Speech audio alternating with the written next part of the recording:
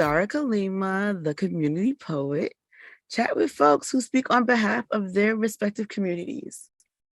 So let me see what I can tell you about today's guest.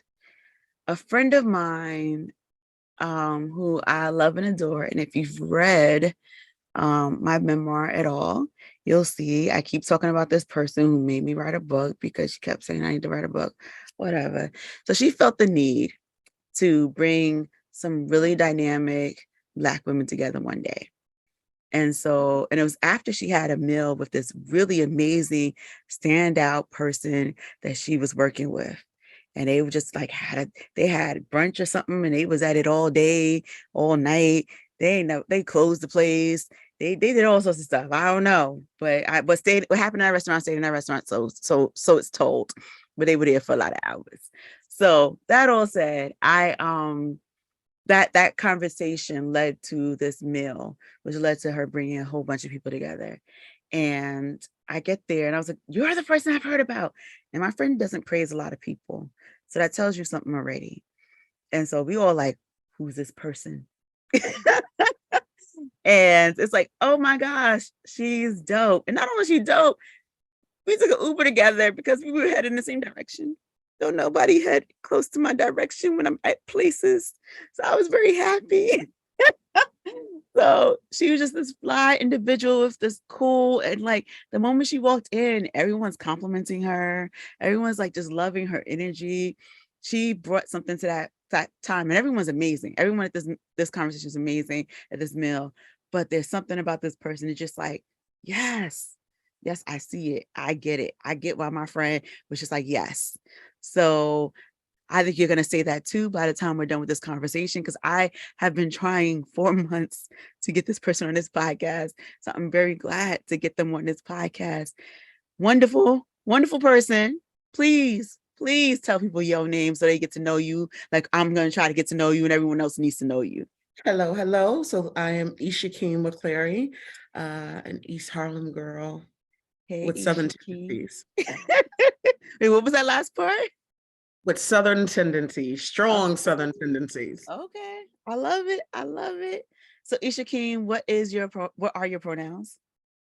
So my pronouns are she, her, and hers. Lovely. And then tell me about yourself. You already told us you're a Harlem girl with Southern tendencies. So tell us more about yourself. I'm specifically an East Harlem girl, which is a special kind of Harlem girl. But I have two parents from a small town in South Carolina. So this is where I get my strong Southern tendencies, but grew up in the city. Education was my thing. So I've been a nerd from way, way back.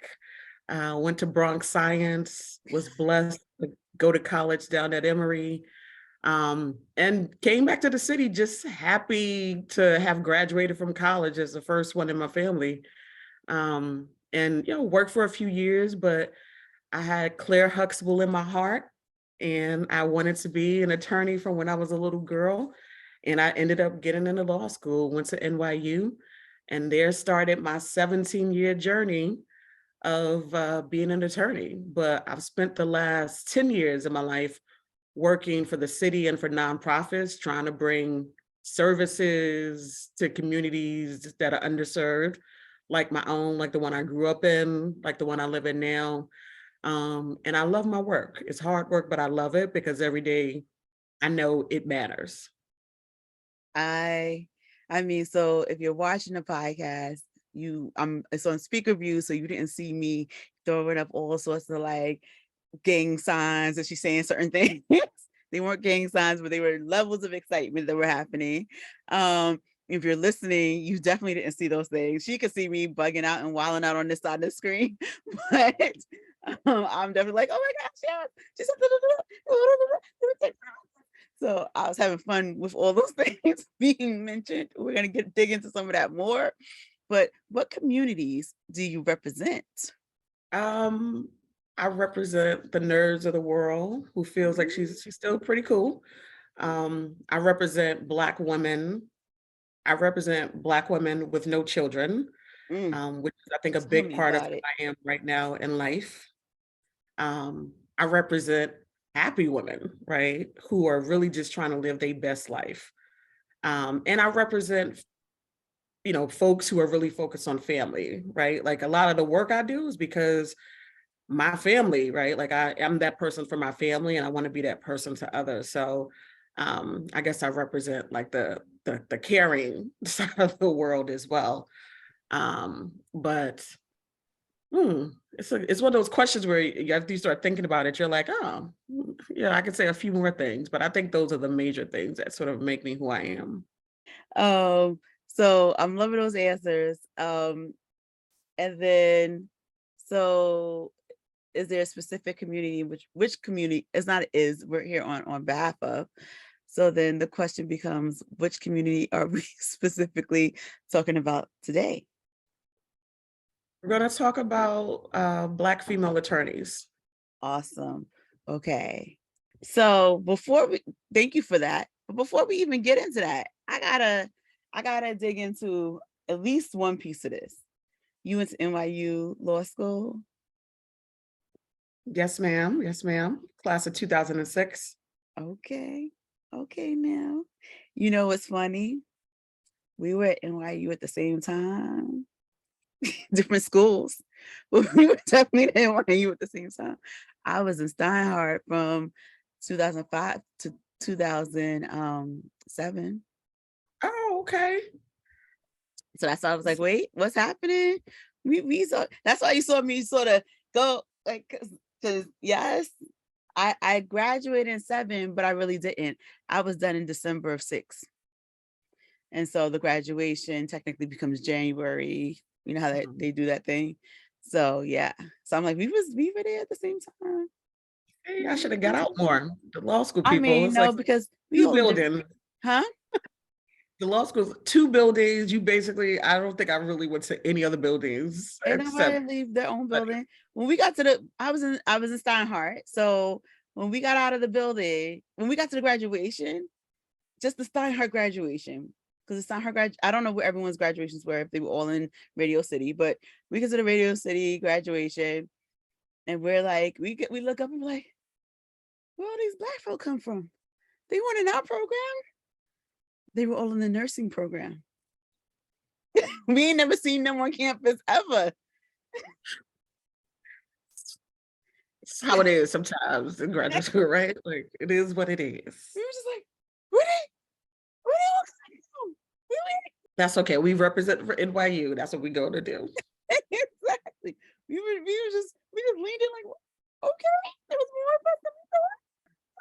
Because my program was not as I mean, my program was diverse, but it was not as diverse. But my program was so tiny. I was in the educational theater program, so I just had to like stop, and be like, NYU, okay. How was your experience at NYU? I'm very intrigued about that. Did you like it, love it? Was it hard? I loved it. It was hard, but they used to say NYU is kinder, gentler law school. It maintains that sort of more progressive flavor. You have the full range of, I'm sure, people who are right now protesting for Donald Trump somewhere. But there was a large enough community of the rest of us that you could definitely find a home. And I mean, no law school for the most part has a huge amount of Black folks unless you're, at a HBCU, but there was a good enough population that you felt supported and you could make friends and really get to know folks. That's awesome. I'm glad. Oh, wonderful. Um, and do you think having NYU as the name on your resume really made an impact as you entered the workforce? Oh, it made a huge difference. Mm. I could acknowledge I was very average in law school, right? So I was not getting A's. I wasn't on law review, which is the thing that sort of Mm-hmm. gets people to know you're special, unless you're Yeah. graduated with honors. But being at NYU, all of that was irrelevant because we were recruited. Mm. We had plenty of options for where you were going to work after law school. And it's that door that opens other doors, right? Is the reality of it. Mm. When I went there, it was maybe like number 5 in the country.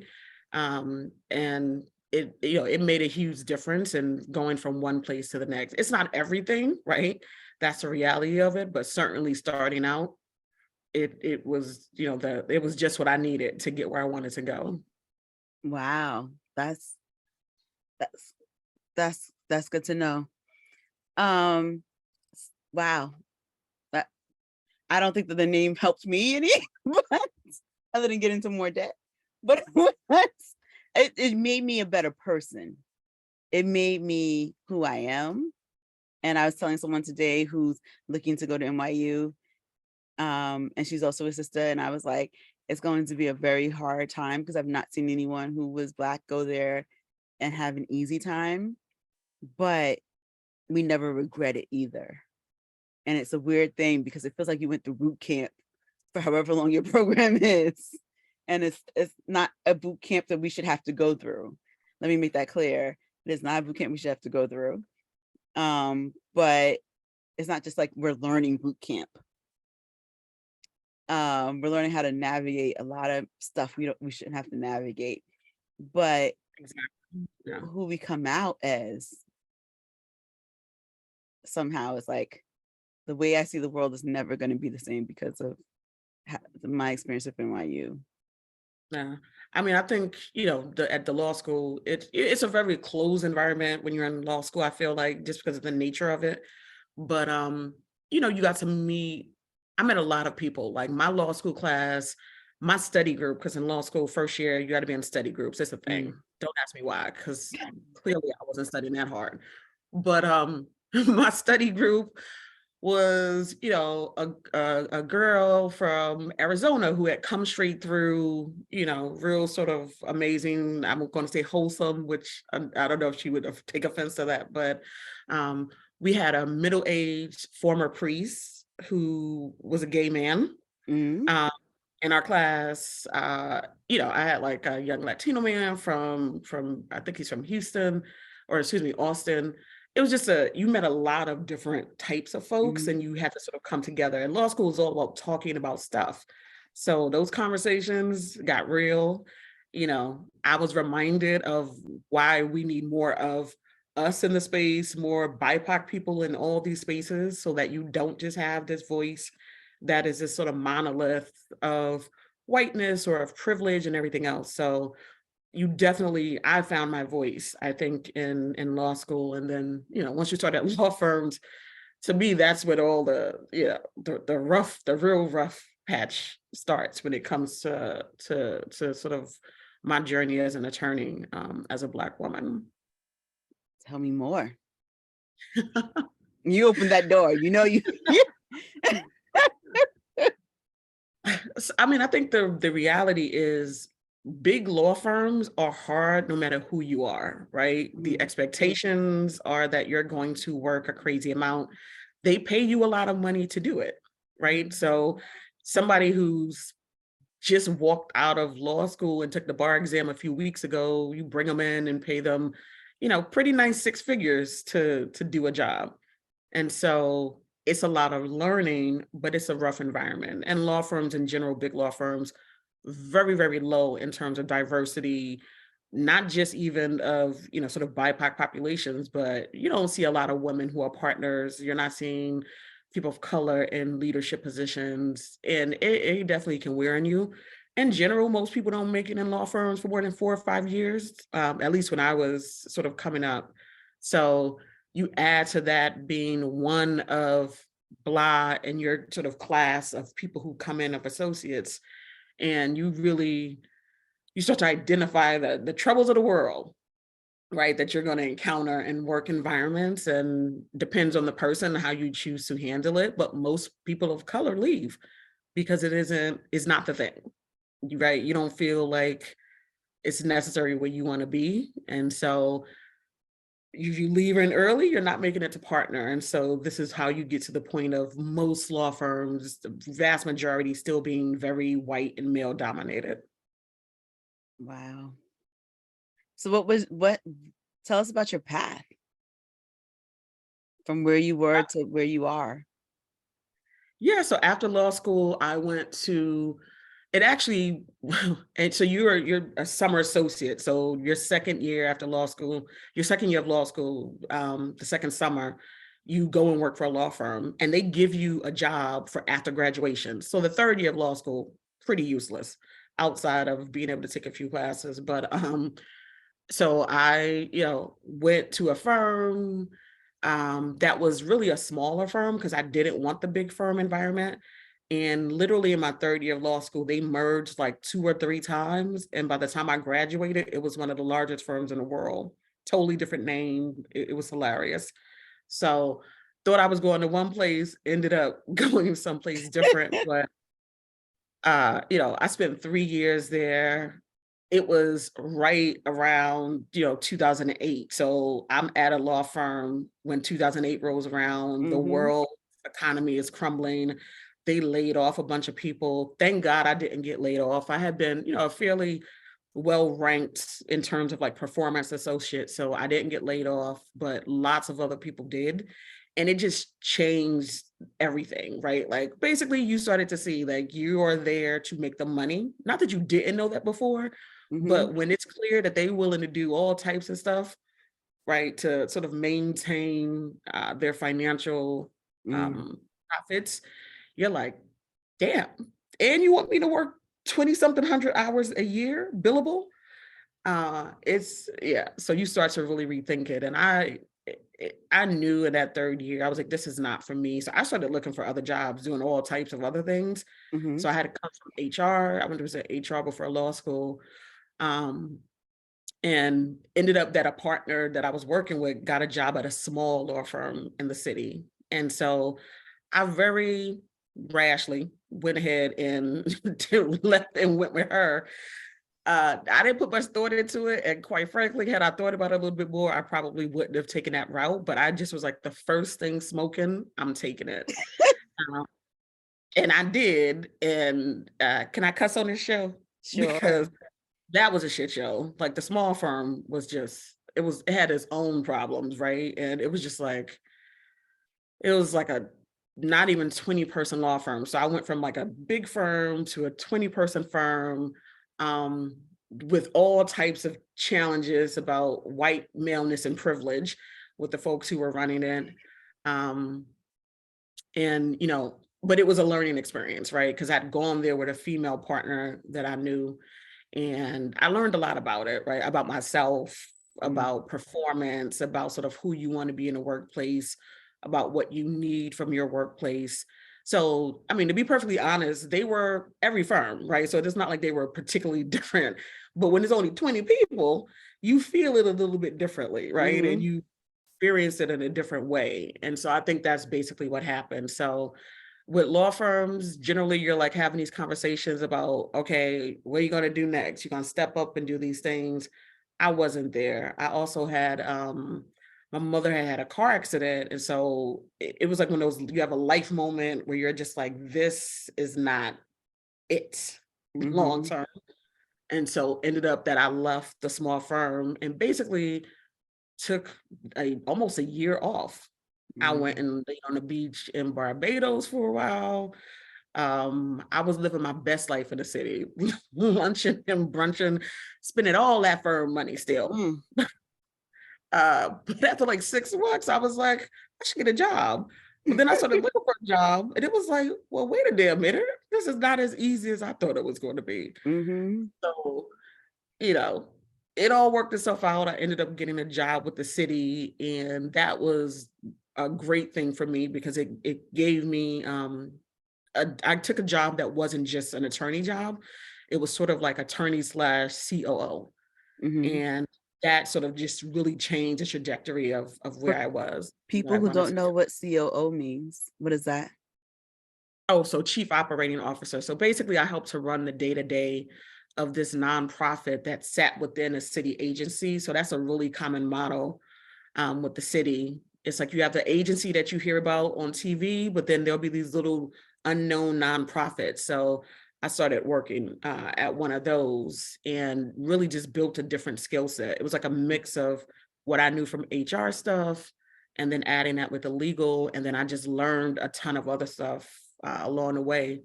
And I stayed there for 5 years, which the city is in and of itself a whole other animal of how things work and what you need to do. But it's also kind of like sink or swim. So you have to teach yourself, law firms, they send you to training. Everybody wants you to go take a course in writing, do this, do that. At the city, they like, you're good. I can understand it. You're good. You don't have to worry about that. So, a lot of it was just on and job learning. And I stayed there for 5 years. And then I was like, I want to go to a nonprofit, a real nonprofit, to do this work. And I ended up being, I'm gonna say blessed, because it's one of the best things that's happened, with the basically the general counsel role at United Way of New York City. So at that point, I was 12 years into practicing law when I got that job. But I came in, and it was there were 6 women on the executive leadership team, only women, 6 women. 4 of them were Black women, including the CEO, who is now the first deputy mayor of the city of New York.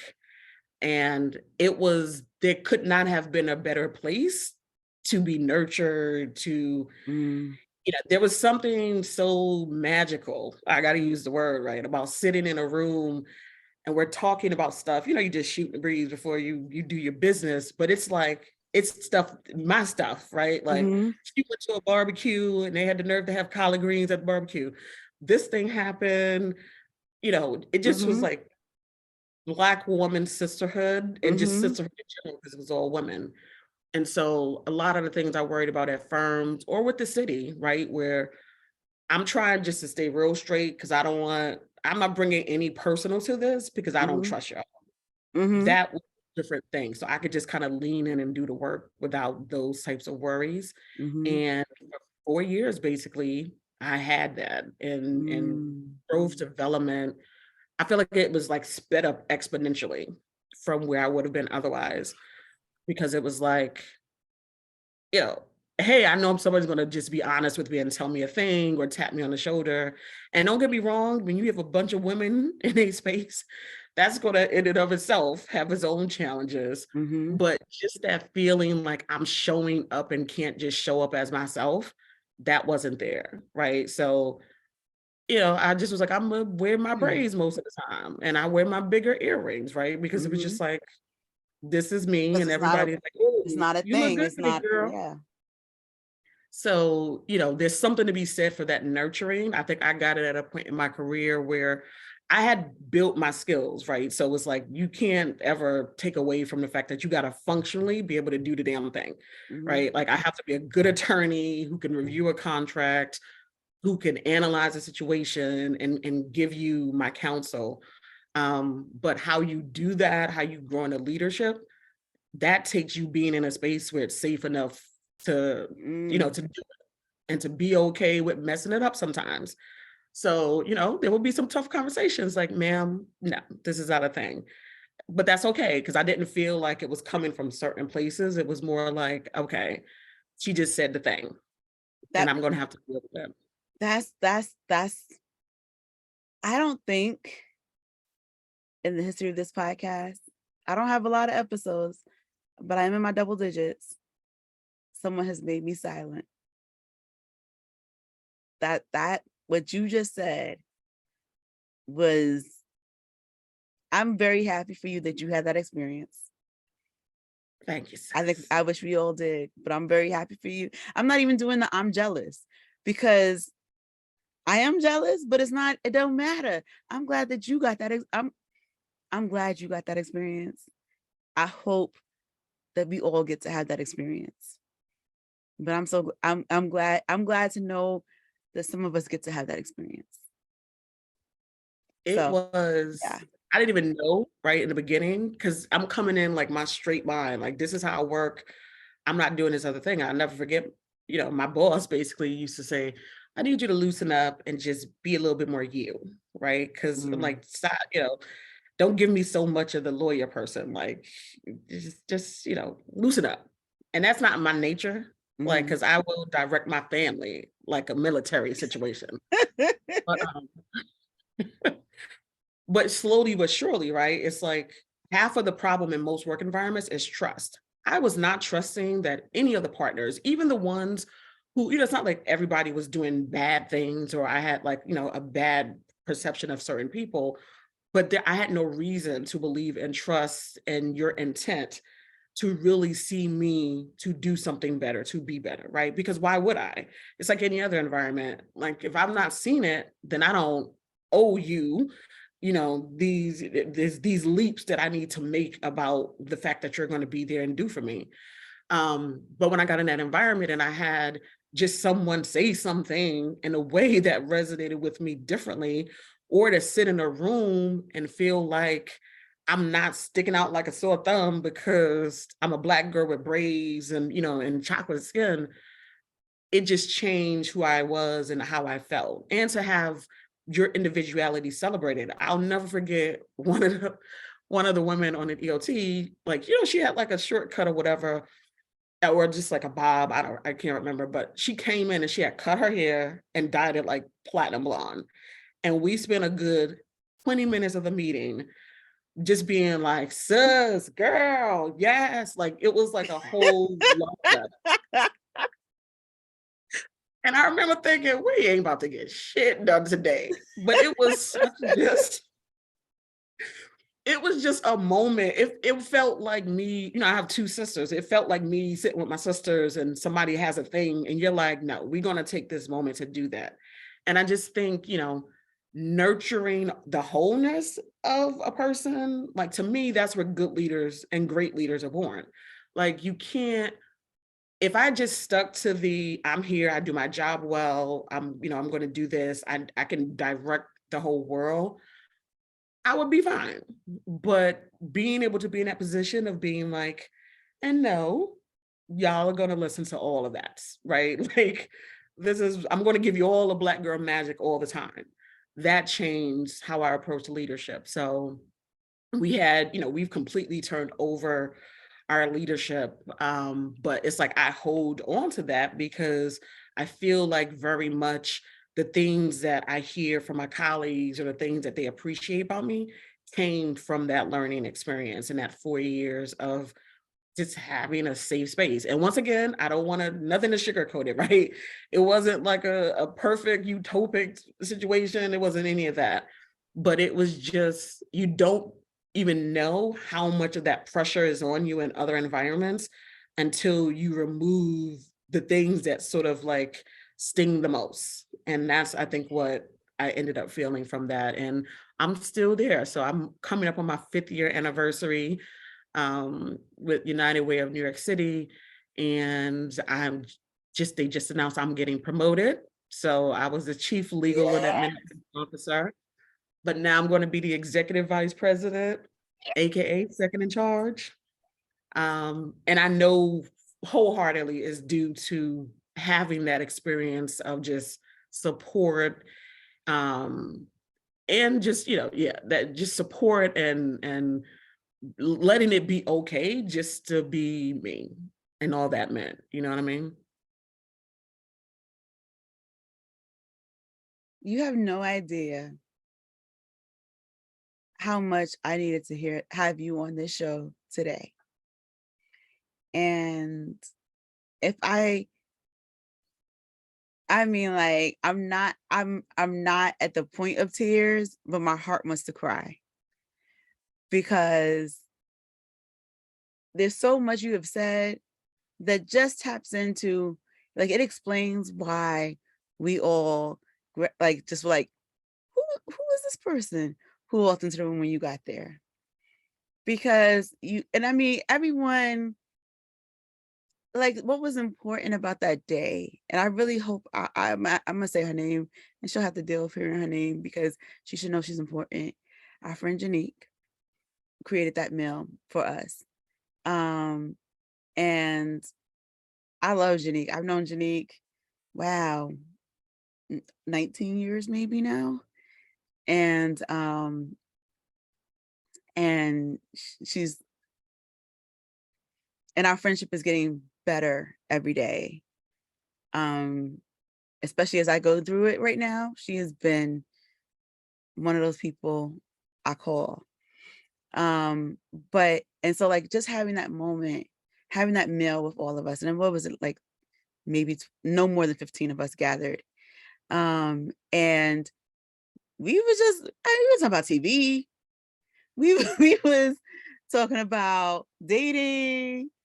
Half of us are All the married, stuff, half of us all the not. stuff. We was drinking all the wine, just all the wine, eating all the cheese.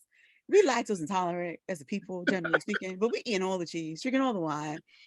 I'm sure we was messed up the next day, maybe. I don't know. But like we was having a good time. And unfortunately, this is how oppressive things have been. They still sneak into the conversation. And the oppression at work became, and that was part of what brought us together in the first place anyway. The things, how do we make it through the system? How do we support each other? How do we feel seen? How do we have a network of sister friends that we can say, hey, and you know what? I'm gonna probably text the group in a little bit to be like, this is an emotional check-in. How are y'all doing? You know, but like that was the reason why I was brought to it was for we needed that. And she didn't know she knew she needed it after you two met, but she didn't know we needed it. And I don't get to go out that often. And I knew half of the people there from her other past events. I have other reasons to know people there, just other parts of my life that overlapped her life. But you know, there was a like, oh, these are just like there was nobody there that I didn't like. And I don't always like people. I'm an introvert. I'm sizing people up at all times. I come from a background of like trauma and abuse because of my family's stuff. And so I'm always like, how does Skeptical. this working? I'm sizing you up real fast. And I mean, I loved all of y'all. There was not one person that I was like, I don't know what they up to. Right. I just all of y'all were so beautiful. And we all look different. We all have like different skin tones. We all have different weights. We all have different faiths. We all have different backgrounds. And we just like, God, some of us have very different pockets, you know. We all have different industries we're in.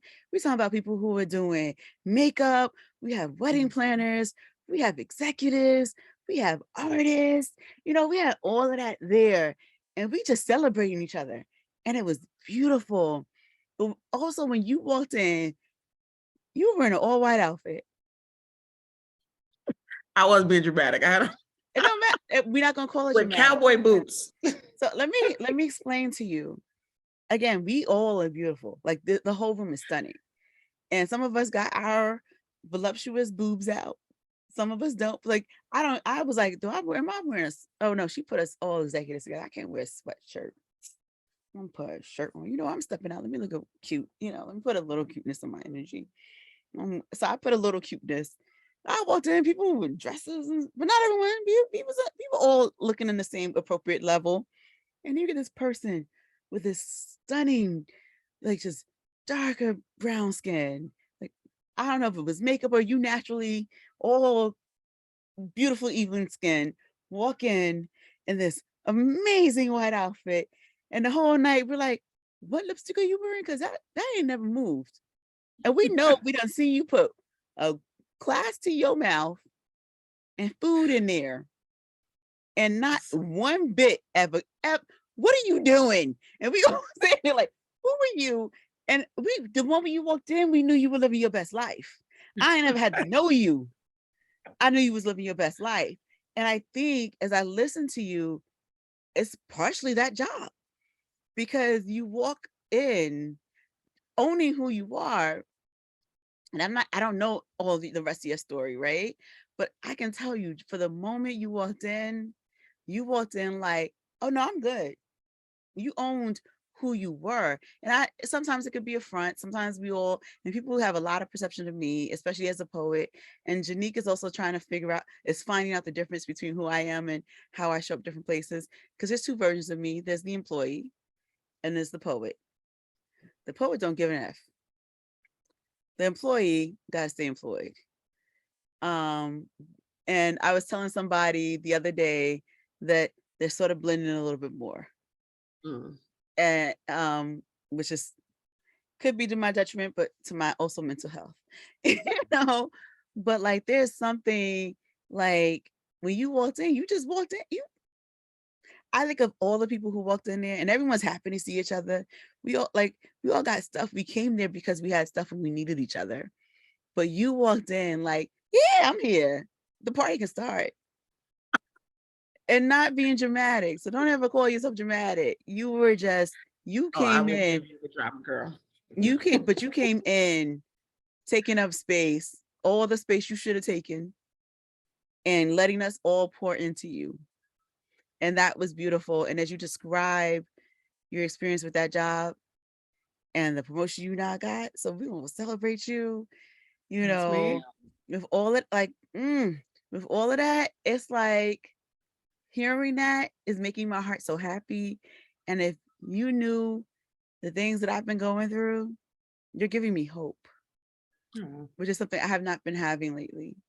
So that's why I am a little emotional. I'm not gonna cry. But I'm like, there's emotions under this. Like I'm happy and I'm sad all at once. I don't know what you're doing to me in this episode. It's a different episode today.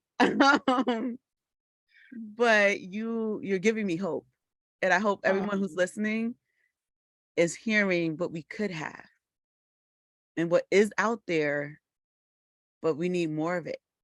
So that said, how does Harlem factor into all of this? Or East Harlem? I'm sorry, because you already said East. El Barrio. El Oh, Barrio. El El Barrio. Barrio. You just went in even more. Okay. I mean, I think the reality is a lot of why like bringing myself to work was always so hard for me is because like I'm from the projects, shout out to DeWitt Clinton houses. Okay. Every holiday season, right? My sister still lived there in the development we grew up in. And it's like, I always felt like I was like a different person in different places, right? So at work, I'm going to give you the most straight line you can get, right? Because I don't want you making any assumptions about anyone else or circumstances based on what I do.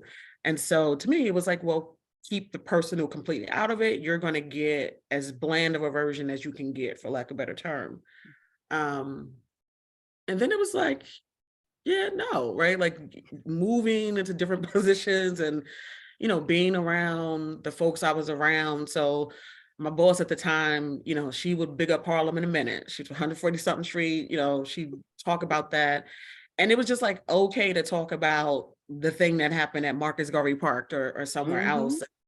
Harlem is amazing, period. Right. Like we're special. I'm going to say that. Don't take it everybody else.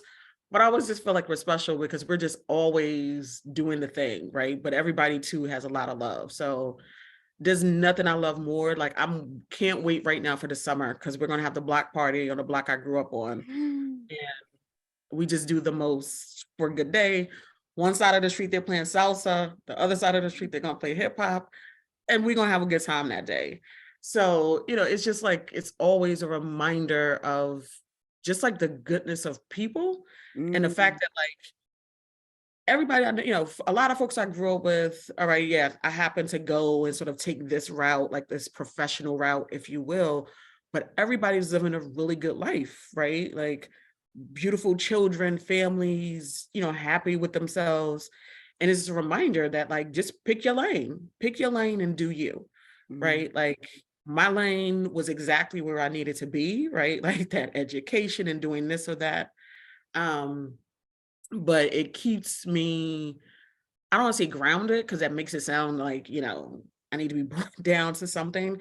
It keeps me whole, right? Like going and sweating it out in my sister's apartment because it's way too damn hot when the steam heat.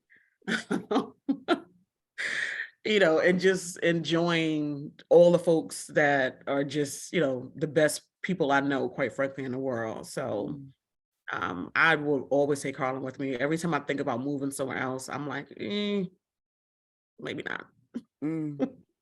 I feel you. I mean, so it's funny because I'm from the Bronx and I'm from the Bronx and I'm loud, proud, crazy, always representing the Bronx. But if I'm somewhere outside of the Bronx and they say it's Harlem here, I'm making noise. And if you say it's Bronx here, I'm making louder noise, but I'm always representing Harlem and the Bronx. And I think it's because, and it's funny because my brother and I were talking about this. He grew up, I mean, we grew up in the Bronx, but our church is in our church, our childhood church was in Harlem. So my church is on 131st Street. And so we always went to church every Sunday. My mom was sent us to Sunday school. My cousins grew up in the projects right next to the church. So we was there as kids. We weren't hanging out there, but we would go to their house after church, you know, so, and that was a thing. So for me, and then when I got to college, half of my college time was in Harlem. Yeah, I didn't go to college in Harlem. I didn't go to college in New York City, but my boyfriend at the I time was like, what are you doing, man? I'm like, lived on Fifth Avenue, and 113th. So he's at the end of Harlem. So you get, yeah, so he's an East Harlem boy. That's East Harlem. exactly. So he, so I spent a lot of time down in Harlem. Uh, and so to me, Harlem is a second home. So if I was out of New York, if I was out of New York, if I was gone and I was looking for a hotel, I'd be looking for Harlem. Like when someone was asking me where should they stay in a hotel, I was looking at a loft. It's like, because I'm like, I don't know the hotel as in a hotel, like, but I know that I've had parties there. I know that it's a good spot and it's in a good location. Like, why are we not putting people in the loft? You know? And so I'm always looking to Harlem. When my brother comes home, he goes to Brooklyn because it's not really that they're gentrifying Manhattan, I mean the Bronx, but they're not gentrifying like where we were. And so there's no place where I am that's really convenient. And he's not trying to stay necessarily in a hotel where they're popping up yet, because it's not really the right place yet. There's not a lot of hotels there yet.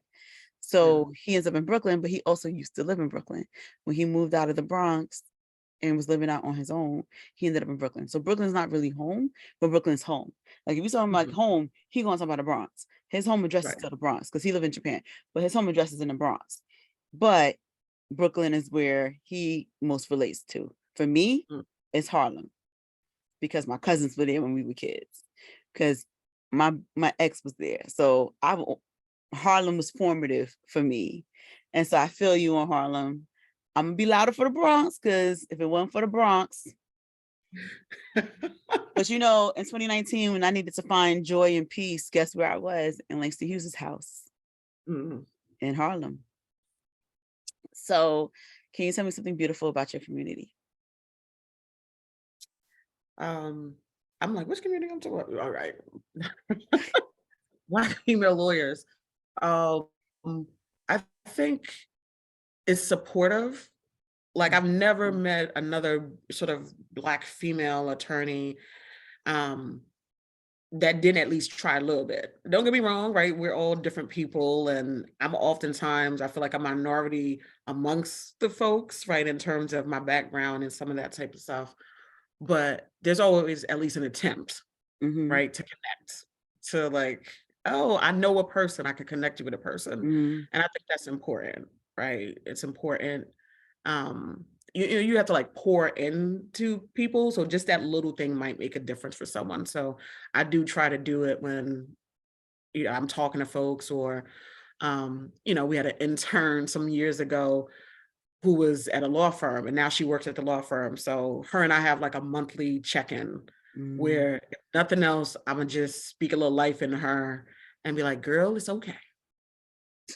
You're not crazy. It's like sometimes you just need somebody to tell you you're not crazy. Or yeah, it's gonna suck.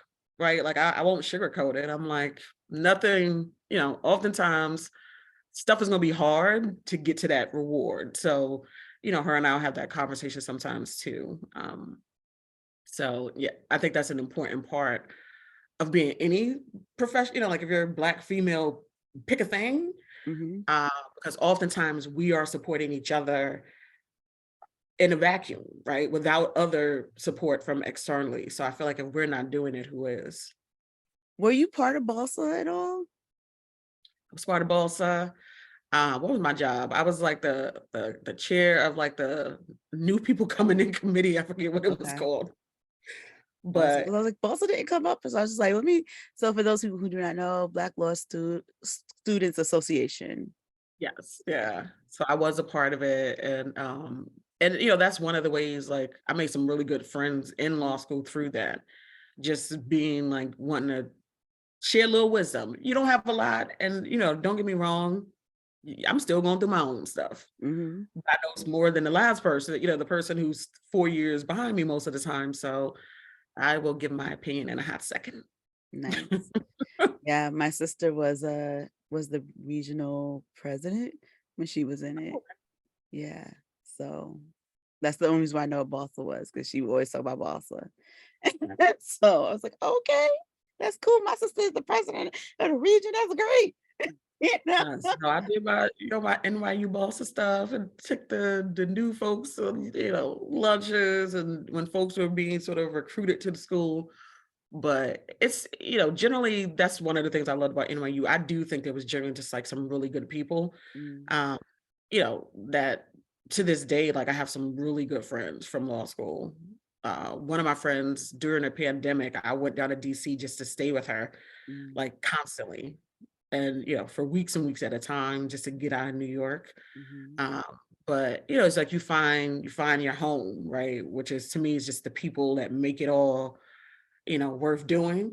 And so mhm. I feel like I found a few of those people at NYU. I'm not as in touch with the people from NYU that I used to be, unfortunately, just because the way things moved, and people get kids and all that stuff. And as a person about kids, it's harder to stay with them the same way. Um, but it has been um the people from NYU, those relationships. It like I will every now and then. So my program's letters with EDTC, because it was the colleges and communities. And so every now and then I'll be on my like Facebook thing, and I'll be like, hey, EDTC folks. And they'll all like notice it, because it'll even be the undergrads, because the undergrads were able to also apply for college, I mean for their licensing. And so Mm. they were able to take some of the grad school classes. So there was some undergrads when I was in grad school who who were in class with us. So I would just say EDTC, and they would know if I'm saying something, they know I'm talking about ed theater stuff. And they would just be like, yes, I got it, and they would follow it or see it, or they would get the point or whatever. And if one of our professors passed away a couple of years ago, we were just like, all of the community was still like, oh my gosh, Philip was so Mm. great, or Philip was, like, but we all, so there's something about the relationship. And like one of my friends is going through the same thing I am, and she's been like, I'm gonna get you a job. I'm gonna get you. Or like we'll just talk about like, it's crazy making. And we'll just check in like, it's crazy. Your things are crazy making, my things are crazy making. And like having that sisterhood, because of NYU. There's something about NYU, and I don't know what it is. It is it is a gauntlet. But when you come out that gauntlet, you like, yeah.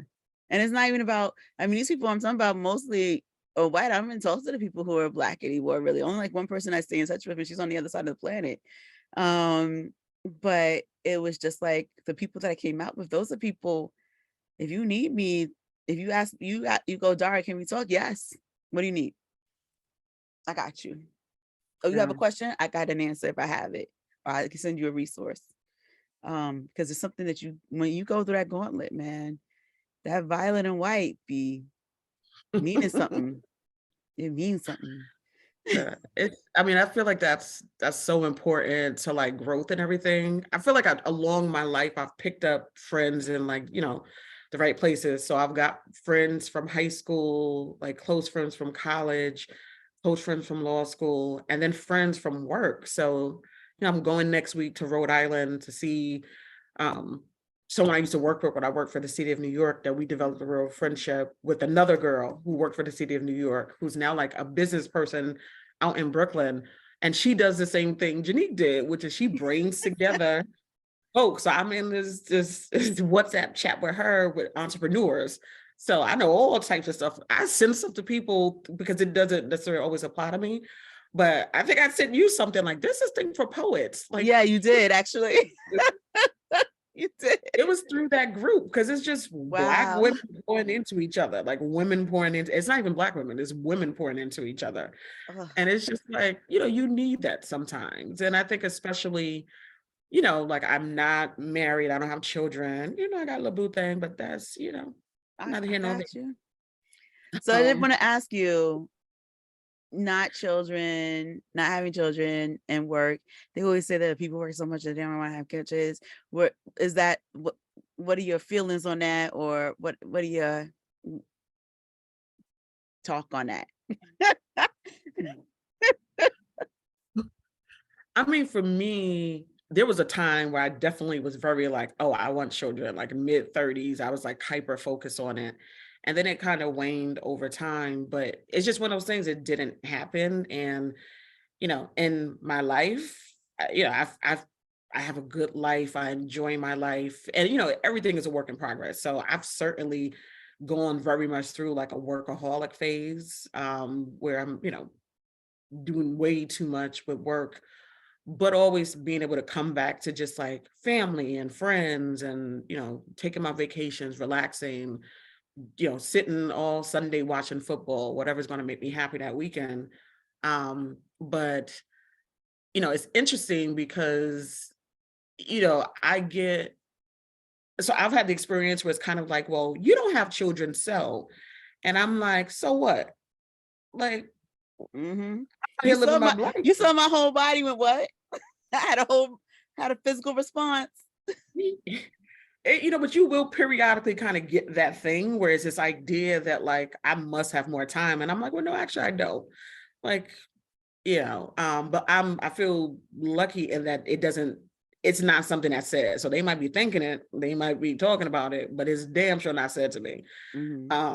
So for me, it's where I am in life, and it's not like, oh, I had to just accept this thing. It's like essentially I ended up making a decision that that's what I wanted. And I always tell myself, like, I don't know, I might be 50 and decide to, have foster children or do something else. But to me, at the end of the day, family is super important, but I also appreciate that a lot of what makes me happy is in my work.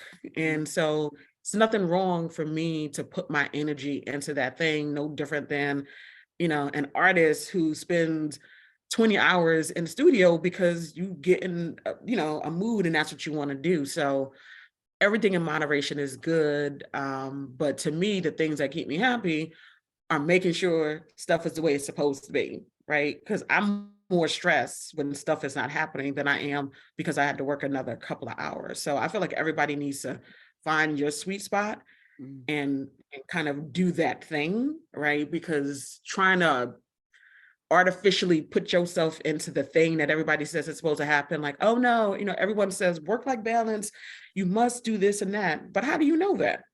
Yeah. If I'm more stressed because I left a thing undone, to me, that doesn't seem like that's a healthier thing than for me to take that approach. So I go with my own thing. I am leaning more into the like, it's time for me to spend time for myself and relax. And I'm being real dramatic because now I'm like on some, I need to retire by 50 thing. That's 5 years from now. So I'm gonna work on it though. It's the short of I it. am so jealous of you that you can't even think about that. I'm like, Oh, no, this is going to take a supernatural situation. Let me be very clear okay. about it. It's going to take something supernatural, but I'm trusting and believing. That's another community that I'm in. I'm, Christian over there, and good African Methodist Episcopal, and I'm praying on it. There you So go. AME all the go. way. I grew up between 3 different denominations, so I got you. Which AME was 2 of ones? them. AME, Baptist, and Lutheran. Okay, so you got all the things. Yeah, I went to Lutheran school for 8 years. The church on 131st Street is a Baptist church, and my aunt and my grandmother were AME ministers. Well, my aunt was Okay. an assistant pastor and a pastor, and now she's a non-denominationally tied bishop. And my grandmother was a minister in AME. So I spent my time in all of it. My current church is a non-denominational, but we won't talk about that. So, but if you inviting people on Sunday, let me know. I may show up. Currently backsliding, which Okay, I'm sure same. will tell me all about on Sunday when she calls me. So I'm tithing properly. It worked well on my taxes this moment because I just did it. But that's not why I tithe properly. But yeah. Anyway, so is there anything, is there a fun fact about your community that you want to share that you can think of? I would say I feel like people have these assumptions about what it means to be a lawyer, or we're some of the funniest people I know, quite frankly. Like, a lot of personality, you just don't always get it, right? But I always say it depends on the circumstances. Like, I'm not going to go to church and do the most. Similarly, if you meet me in a professional setting, you're going to get a representative, with a little flavor, but a representative. So a lot of my friends, like, we laugh a lot. I love a good joke. I just feel like it's one of those things where I know for myself, I'm like an introvert. So you're not going to get that at first blush, right? Like, even at the event that we met at, I had to sit, sort of soak it all in a little bit, and then slowly start to do it. Now, after the alcohol started kicking in, it came a little easier, but Yeah, we invited you into the a little conversation. process. Everyone got in. Yeah. Everyone did, but I'm just naturally like that, where I want to just like sit, sort of feel the room out before I do a little too much. But yeah, I feel like sometimes there can be these assumptions, and that's about anyone, but particularly, it's like, oh, you're a Black female lawyer or whatever, and I was like, stop. I mean, I ain't turned, I'm not doing anything special. Which I think is part of the misconceptions, right? Like, this, like, you must be super smart to be a lawyer. You must be this, and this. No, you don't. You must test well, right? Have gotten a job somewhere and have learned some skills, which is every job on the planet, right? Except the testing part. Like, but everything else is like, you learn to do something really well, and now you do. I And that's how life works. I temporarily worked at one of the worst law schools. So I know you don't have to be great. You just got to I'm be not gonna okay. ask you to say it. I'm not gonna say it online. I'll take it Offline, I want to hear all offline. about that. But I know that you don't have to be great to be a lawyer. But one of my favorite people, I think, yeah, one of my favorite people, brilliant lawyer, is graduate from there and excelling. But ranking of law schools, it is one of the worst. So, it just be that way. But because it's one of the worst, they give you a lot of scholarships too. So you I go wish in, I you learn what you that. want and do what you need to do. You know? I love NYU for a lot of things, but them giving me money wasn't one of them. No, not at all. But I will tell Yeah. you, having gone to NYU and having gone to Baruch, NYU made life easy because I never had to do anything when it came to my student loans and all that stuff. Everything was like they handled that. I was like, my Oh loans yeah, are they did paused and all that other. I was like, oh, y'all did all things. I wasn't to as Baruch. They easy as were like, possible.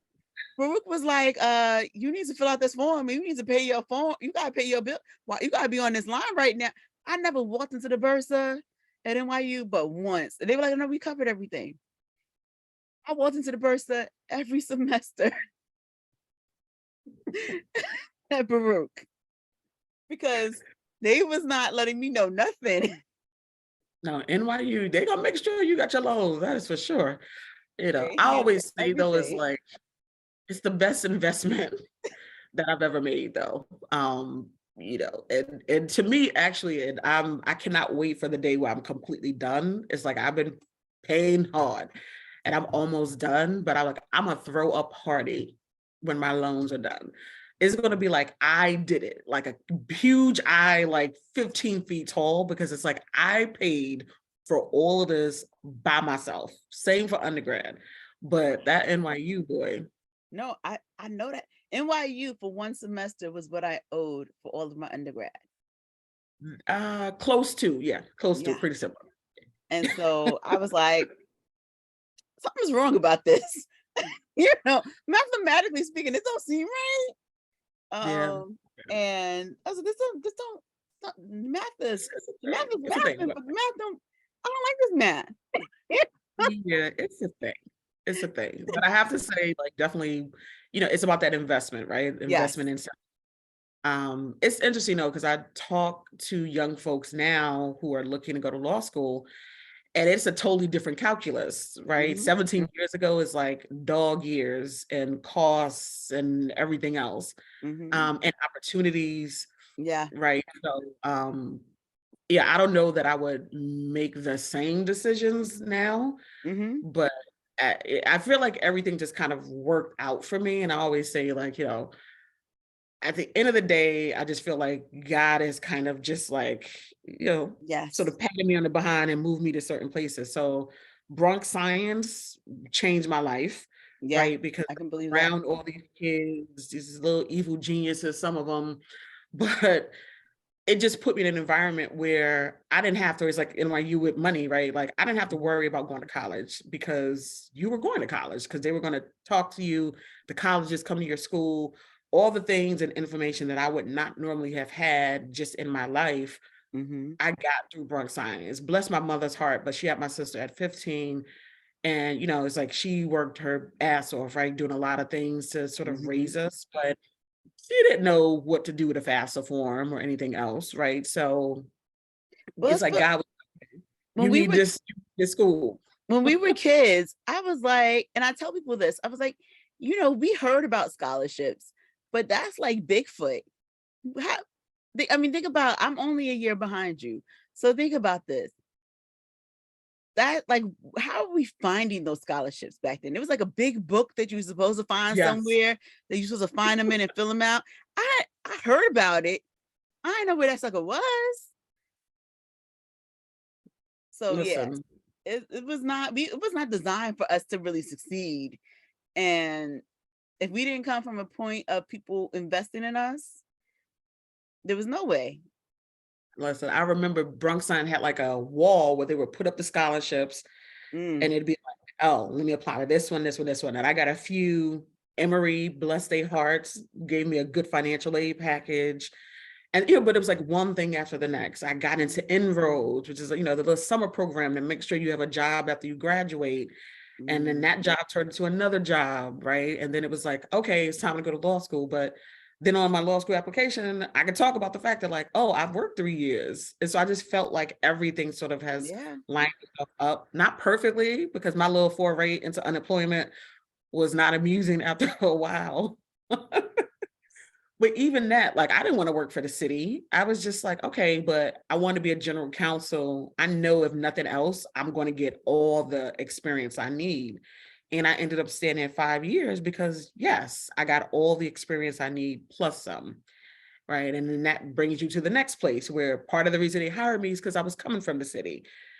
Right. It's just like this weird, sometimes things are laid out for you. And so I appreciate that. And people are always like, oh, what did you do? And I'm like, in some respects, not a lot, right? Like I just performed when given those opportunities, but I felt like a lot of the opportunities were, really blessings, right? That were like moving along. And it just was up to me to make the most of them. So at this point in my career, I am looking at the transitioning to something different. So at my current job. So my new role will still have sort of general counsel as a part of it, but the goal is to transition out of actually doing it day to day and have other folks on my team doing it for me. So I'm excited about being more active in sort of the programming and, really helping the community and, lifting up the brand of the organization and really learning some new things, right? Like learning a new way of leading for the organization.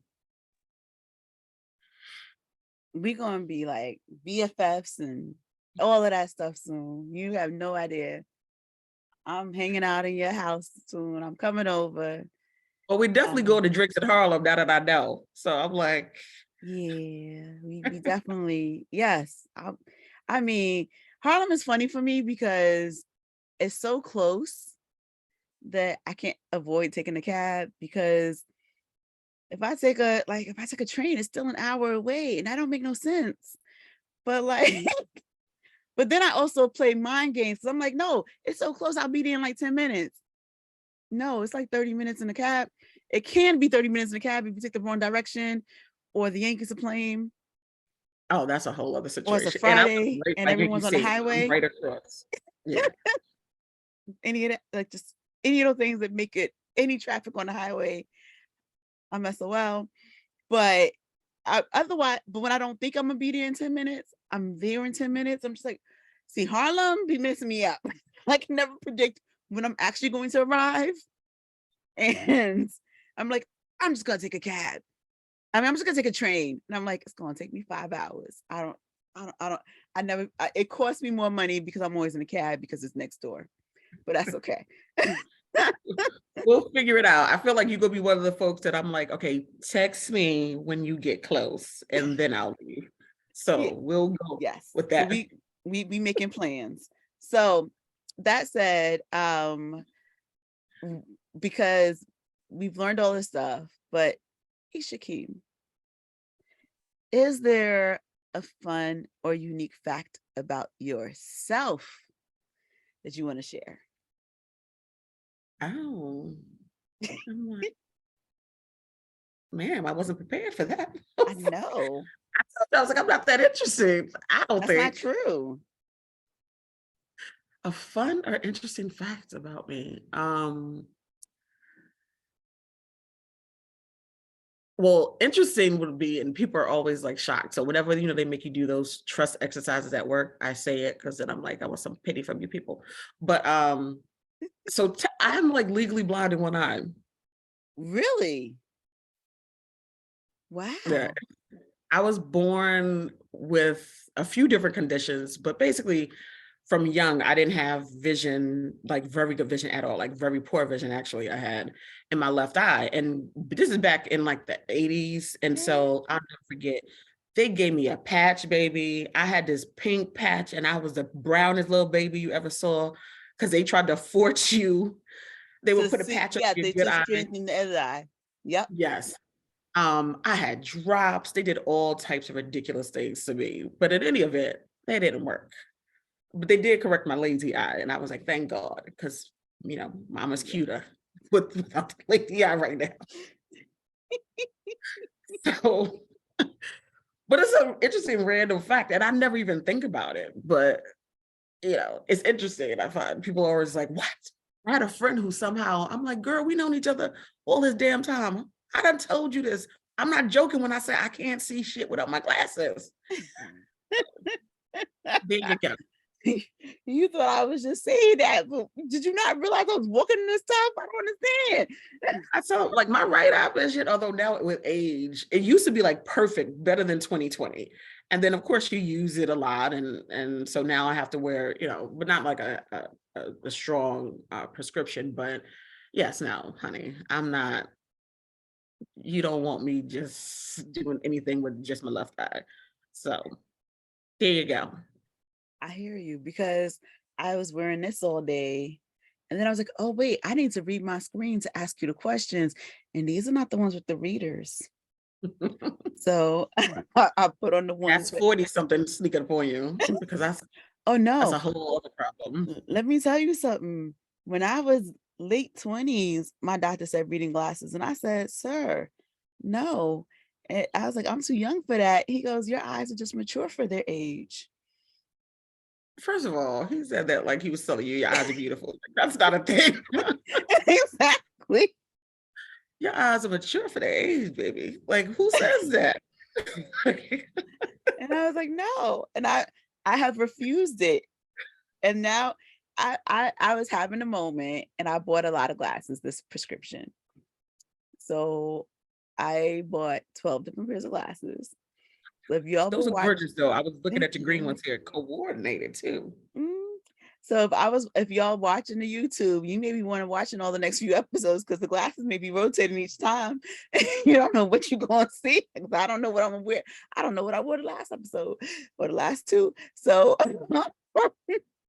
so I rotate the glasses or whatever, but I bought 10, and one is actually a refit. I just changed the lenses because I love the glasses so much that I changed the lenses.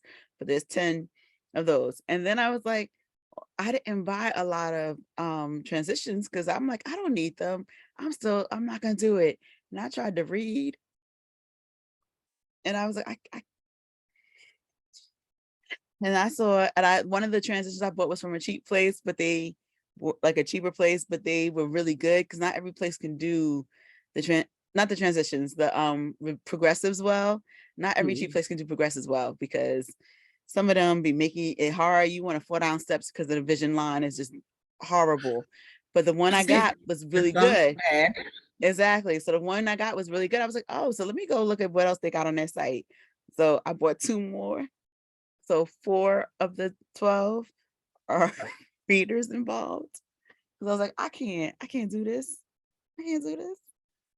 I Well, they look gorgeous, so. you. So I think at the end. I think we're at the end. I skipped one question because you started answering in the first place. So I'm not gonna ask it again because you answered it in the middle of a different question. So I think we covered everything, Eichakeem. This has been amazing. I just gotta say this is amazing. So the last two questions. How do we support your community? How do we know how to contact y'all, Black women lawyers? Like, how do we know, like, how do we support y'all? Oh, no, that's a good question. How do we find It's y'all? hard. How do We're in, we, like, different places, like, I'm at a nonprofit, there might be people still at the firm or at a corporation. Um, I would say though, like, as a starting point, because I can't tell you the number of people who have said crazy things to me, like, they want a blank lawyer, and it's never Black lawyer, right? They want a this lawyer, that lawyer, because they're gonna be good and all this other stuff. So if you want to see me real upset and cussing and doing a little too much, say that to me. So first thing would be respecting, right? Like what people are doing. Most of the Black women attorneys I know are, as in the world, way more educated than half of the other people we work with, by virtue of the fact that we are like the most educated population of people apparently in the country. So, respect and acknowledge that and, put your trust in those folks who clearly, right, have put the work in. So I think that would be the first thing. And then if you know folks who are in those positions, just support is just checking in on them, right? Making sure they're taking care of themselves, making sure you're helping them live their best life and the fullness of it. And like so you and I are gonna go have some drinks somewhere and that'll help me live my best life. it'll help me live mine too. Cause girl, so that, Because girl, that girl, that girl was loaded. So I mean, this is like I've been having this conversation all day. I had a conversation. I've been asked to do something with somebody who was an introduction from somebody else, and we started. And part of the conversation was to support me. And after that conversation started, I was like, "Oh wait, before we're done, here is the organization you're gonna look up next." And for the mhm, record, I've been in this sector for 20 years. Come October, so if you need questions, because I know you just switched over, hit me up. I got you. Whatever you need. If it doesn't make sense to you, I know we're not the same. Talk to me. I help you with whatever you need to know, how to maneuver in this sector if this sector is not making sense to you. But join mhm. this organization. Membership is only this much, and we gonna make it. Like she called me about something totally different, and I was like, "But you just you brand new, girl. Let's do this." But like we just, but it started with girl. Yeah. Sometimes you don't know what you need, right? Till you get on a call and start talking about it. So I Yes. think I think that's the key to anything. So yes, I guess I was here about Black women lawyers, but it could be about Black executives, Black professionals, right? Like I feel like it's a common thread to what we need. It's just Mm-hmm. support in a really though um like a targeted way, right? Like, because they're just like very specific things. Half the Mm-hmm. time we just need an ear, right? A lending ear. And that's the beauty of if you have it literally within your colleagues, right? Like that does make a world of difference, which is what I feel like I got, at least, for a part of my career. Um, but and meeting folks like you, right, in those circles, with others that we were able to meet with, all of that, right? Like it just feeds into it. And it's Mhm. just like another thing that now you have to like rely on some, or just to say, hey girl, right? Like everybody needs that. I love it. Shout out to Janique for making connections Yes. because man, we needed this. Like you don't know how much you spoke to my soul tonight. So that said, how can we find you, support you, follow you, connect to you, if whatever? How do people now know who you are a little bit more? I know they're like, who is this person who done blessed my ears for the last bit of time and done spoke to my soul? Because I'm telling you, this is the most this is one other person who made me emotional in a different way, but this has been the most emotional I've been in an episode. So Oh, I mean, like you don't know because we haven't gotten there yet, but you don't know. So how do people follow you or support you? um, so I'm one of those people not on anything. Okay. Oh, actually, I am on Instagram, but I got like 12 posts or something crazy. I'm one of those people. But I am, you can always find me on LinkedIn for sure. I do really sort of like take seriously if folks reach out to me and just want to talk about a thing. I'm happy to do it, whatever it is, right? Like outside of just lawyer, this or that, just, being Black in corporate Mhm. America, all that type of stuff. So my name is hard to spell. I don't know how this works, but I'm easy to find because my name is Eichakeem, Eichakeem. Last name is McClary, McClary. But hit me up on LinkedIn for sure. And I'm always looking to make connections and to run my mouth a little bit. So thank you, Ishakim, for just thank you. Thank you. Thank you from like my heart. Thank you. Oh, Thank you thank for you for being having me. you. And thank you everyone who's come to listen to on behalf of. If you want to support her, please find her on LinkedIn. Talk to her. She's fabulous. You don't understand. She's fabulous. And just message her and say you're fabulous. Let Oh, people need to know that they're amazing, and make sure you give them flowers. And if you enjoy this episode, wherever you listen to it, leave the flowers there. I'll make sure she sees it. So, just do that, make that happen. And if you want to support the podcast because, it's just any money or you just enjoy it, follow, like, subscribe. There is a support option as well. You can subscribe at 2 different price points. So do that if you want to. But, do whatever. This has been on behalf of. I look forward to you listening next time. We got some great people coming up. So peace and light.